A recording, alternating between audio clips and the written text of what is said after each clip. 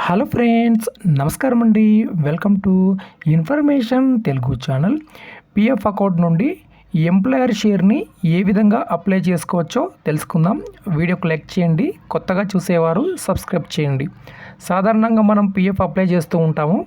Apply చేసే ప్రతిసారి కూడా మనకు ఎంప్లాయీ వాటానే వస్తూ ఉంటుంది, కానీ ఎంప్లాయర్ వాటా అలానే ఉంటుంది. సో చాలామందికి ఇదే విధంగా జరుగుతూ ఉంటుంది. ఈ వీడియోలో మనము ఎంప్లాయర్ షేర్ని, కంపెనీ వాటాని ఏ విధంగా మనము విత్డ్రా చేసుకోవచ్చో తెలుసుకుందాం. వీడియోకు లైక్ చేయండి ఫ్రెండ్స్. సో దానికోసం ముందుగా నేను ఒక అకౌంట్ లాగిన్ చేసి వారి యొక్క పిఎఫ్ బ్యాలెన్స్ ఎంత ఉంది, సర్వీస్ ఎంత ఉంది, మరి ఏ విధంగా ఎంప్లాయర్ షేర్ని విత్డ్రా చేసుకోవచ్చో తెలుసుకుందాం. సో ఈపీఎఫ్ పాస్బుక్ వెబ్సైట్ ఇక్కడ ఓపెన్ చేస్తున్నాను. సో పిఎఫ్ పాస్బుక్ వెబ్సైట్ ఈ విధంగా మనకు ఓపెన్ అవ్వడం జరుగుతుంది. సో ఇక్కడ UAN number, password, captcha code enter చేసి సైన్ ఇన్ పైన క్లిక్ చేస్తాం. సో ఇక్కడ నేను అన్ని వివరాలు ఎంటర్ చేస్తాను. ఇప్పుడు మనం పిఎఫ్ పాస్బుక్లోకి లాగిన్ అయి ఉన్నాం. లాగిన్ అయిన తర్వాత ఇక్కడ మనము చూడవచ్చు టోటల్ పిఎఫ్ బ్యాలెన్స్ ఎంత ఉందో మనకు కనిపిస్తుంది. దాని తర్వాత ఇక్కడ employee share and employer share ఎంత ఉందనేది కనిపిస్తూ ఉంది. సో వీరు 2-3 సార్లు పిఎఫ్ అప్లై చేసుకున్నారు. అప్లై చేసిన ప్రతిసారి కూడా ఎంప్లాయీ షేర్ మాత్రమే వస్తుంది, ఓకేనా. ఉద్యోగి వాటనే విత్డ్రా అవుతుంది, కానీ కింద మీరు చూసారంటే ఎంప్లాయర్ షేర్లో అమౌంట్ ఎక్కువ ఉంది, కానీ ఈ అమౌంట్ అనేది విత్డ్రా కావడం లేదు. ఎన్నిసార్లు అప్లై చేసినా ఈ ఎంప్లాయీ వాటనే విత్డ్రా అవ్వడం జరుగుతుంది. సో ఇక్కడ మనకు టోటల్ పిఎఫ్ కనిపిస్తున్నాయి 1,10,000. సో ఎంప్లాయీ షేర్లో 9,800 రూపీస్ కనిపిస్తున్నాయి. ఎంప్లాయర్ షేర్లో అయితే మనకు చూడవచ్చు 1,04,400 రూపీస్ ఇక్కడ కనిపిస్తున్నాయి. అంటే సుమారుగా 1,00,000 రూపీస్ ఎంప్లాయర్ షేర్లోనే ఉన్నాయి. సో ఇప్పుడు ఏ విధంగా అప్లై చేయొచ్చు అంటే, ముందుగా వీరి యొక్క సర్వీస్ ఇక్కడ మీకు చూపిస్తాను. సర్వీస్ చూపిస్తేనే మీకు ఇది అర్థమవుతుంది ఏ విధంగా అప్లై చేస్తామో. అప్లై చేసేటప్పుడు ఏ కారణాన్ని మనము చూపించాలి, కారణం కూడా మనకు ముఖ్యమైనది. సో ముందుగా నేను వీరికి సంబంధించిన సర్వీస్ ఇక్కడ మీకు చూపిస్తాను. ఓకే ఫ్రెండ్స్, మనం ఇక్కడ టోటల్ ఎక్స్పీరియన్స్ ఇక్కడ మనము చూడవచ్చు, అంటే టోటల్ సర్వీస్ అన్నమాట. సో టోటల్ సర్వీస్ ఇక్కడ మనము చూసినట్లయితే 13 years 7 months సర్వీస్ అయితే ఇక్కడ మనకు కనిపిస్తూ ఉంది. ఓకే, 13 years సర్వీస్ ఉంది అంటే మనము ఖచ్చితంగా ఎంప్లాయీ షేరు టోటల్ అమౌంట్ కూడా విత్డ్రా చేసుకోవచ్చు. టోటల్ అంటే 0 కాదు, అప్ టు 90% అయితే విత్డ్రా చేసుకునేదానికి అవకాశం అయితే ఉంటుంది. అది మీకు పిఎఫ్ అకౌంట్లో వచ్చే రీజన్స్, కారణాన్ని బట్టి మనము విత్డ్రా అనేది చేయవచ్చు. సో ఇక్కడ నేను ఇప్పుడు ఏ విధంగా అప్లై చేయొచ్చో చూపిస్తాను. ముందుగా మనము గూగుల్ ఓపెన్ చేసి ఈ విధంగా సెర్చ్ చేయండి. యూఏఎన్ లాగిన్ అని ఎంటర్ చేసి సెర్చ్ చేసినట్లయితే మనకి ఈ విధంగా ఓపెన్ అవుతుంది. సో ఇక్కడ సేమ్ యూఏఎన్ నంబరు అలానే పాస్వర్డ్, క్యాప్చా కోడ్ ఎంటర్ చేసి సైన్ ఇన్ పైన క్లిక్ చేస్తాము. తర్వాత మనకు ఈ విధంగా ఓపెన్ అవుతుంది. సో పిఎఫ్ అకౌంట్లోకి లాగిన్ అవ్వాలంటే మనకు ఒక 1 time పాస్వర్డ్ వస్తుంది.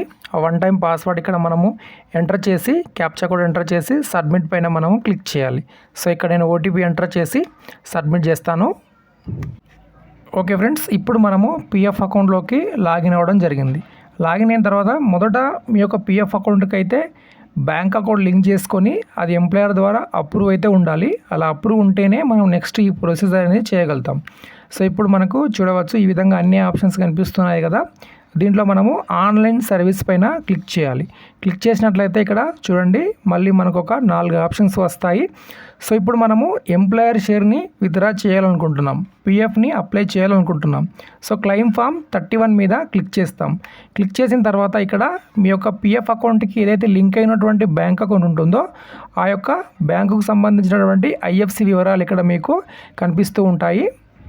ఇప్పుడు మనకు ఈ విధంగా ఓపెన్ అవుతుంది ఫ్రెండ్స్. ఓపెన్ అయిన తర్వాత చూడొచ్చు మీ యొక్క బ్యాంకుకు సంబంధించిన ఐఎఫ్సి కోడ్ ఇక్కడ కనిపిస్తుంది, పాన్ నెంబర్ కనిపిస్తూ ఉంటుంది, అలానే మొబైల్ నెంబర్ కనిపిస్తుంది. సో నెక్స్ట్ ఏ బ్యాంక్ అకౌంట్ లింక్ ఉంది, సో ఇక్కడ వీరికి లింక్ ఉన్నటువంటి బ్యాంక్ అకౌంట్ అలానే బ్రాంచ్ కనిపిస్తుంది.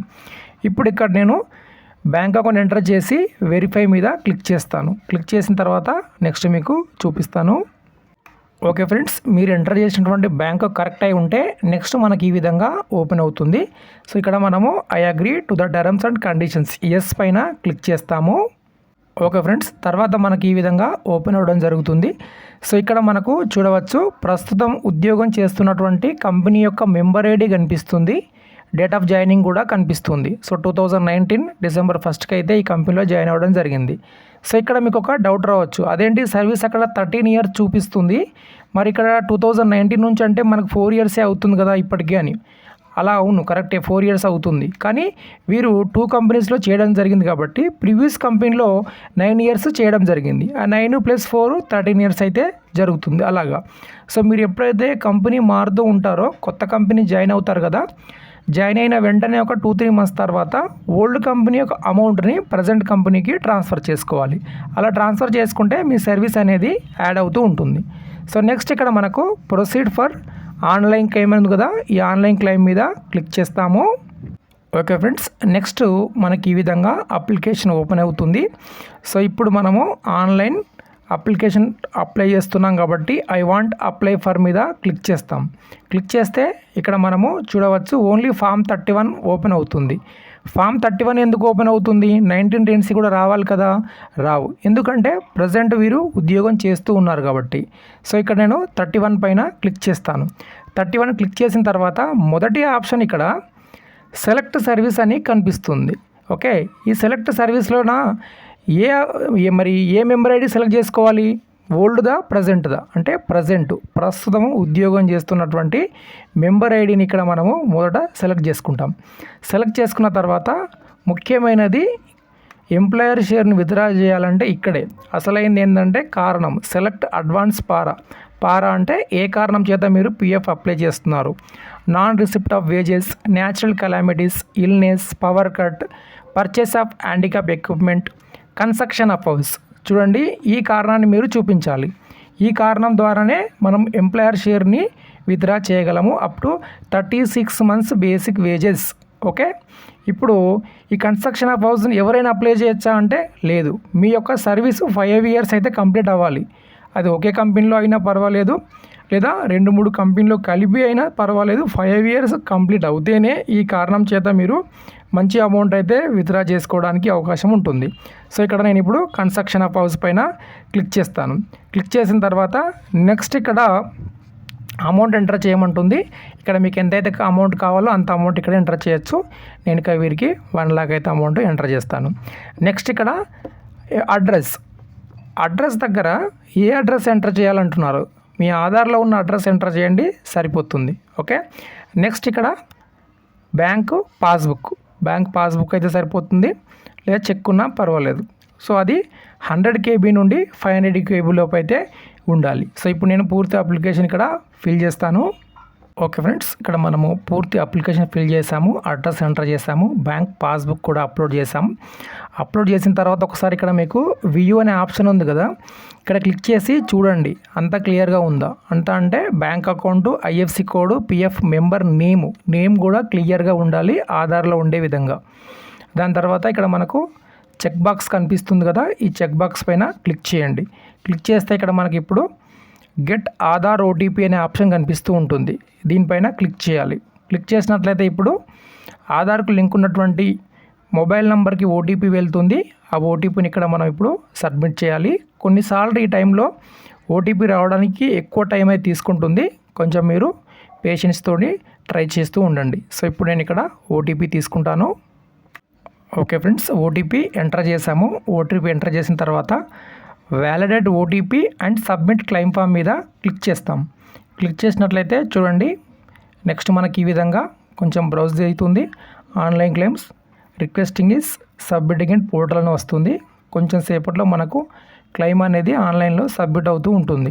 కొన్నిసార్లు అయితే మనకి ఎన్నిసార్లు ట్రై చేసినా సబ్మిట్ అవ్వదు. అప్పుడు అలా ఉన్నప్పుడు వదిలేసేయండి, ఆ రోజు నెక్స్ట్ డే మీరు ట్రై చేయొచ్చు. ఇప్పుడు నేను కొంచెం సేపు ఆగుతాను. ఓకే ఫ్రెండ్స్, చాలా సేపటి తర్వాత మన క్లెయిమ్ ఇప్పుడు ఆన్లైన్లో సక్సెస్ఫుల్గా సబ్మిట్ అవ్వడం జరిగింది. సో ఇప్పుడు PF డబ్బులు మనం రావడానికి ఎన్ని రోజులు పడుతుంది? సో PF డబ్బులు ఖచ్చితంగా ఇన్ని రోజుల్లోనే వస్తుందని చెప్పడానికి లేదు. కొందరికి 5 డేస్లో వస్తుంది, కొందరికి 10 డేస్లో వస్తుంది, కొందరికి 15 డేస్లో వస్తుంది. సో ఈ విధంగా జరుగుతూ ఉంటుంది. సుమారుగా అయితే ఒక 10 నుంచి 15 రోజుల టైం అయితే తీసుకుంటుంది. ఓకే, ఇదండి వీడియోకి లైక్ చేయండి, సబ్స్క్రైబ్ చేయండి. Thank you.